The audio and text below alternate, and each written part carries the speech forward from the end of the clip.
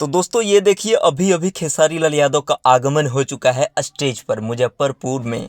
भाई आज बवाल स्टेज प्रोग्राम होने वाला है। खेसारी लाल यादव का एकदम कह सकते हैं न्यू लुक में बोले थे आप लोगों को, तो फाइनली देख पा रहे होंगे खेसारी भैया एकदम न्यू लुक में नजर आ रहे हैं। कह सकते हैं भोजपुरी के बेताज बादशाह की तरह वहाँ पे पेश किया गया है खेसारी लाल यादव को। भाई देख कर तो लगता होगा कि खेसारी लाल यादव जिस प्रकार से ड्रेस पहने हैं, जिस प्रकार से हमने बोला था भाई सेम टू सेम वैसे ही मैच कर गया है। तो भाई आज तांडव होने वाला है। जितने भी खेसारी लाल यादव के फैंस हैं, कुछ देर बाद भाई वीडियो आप लोगों को मिलेगा, बैक टू बैक वीडियो मिलेगा। तो चैनल पे नए हैं तो कर लीजिए सब्सक्राइब। खेसारी लाल यादव का स्टेज प्रोग्राम मुजफ्फरपुर में हो चुका है शुरू।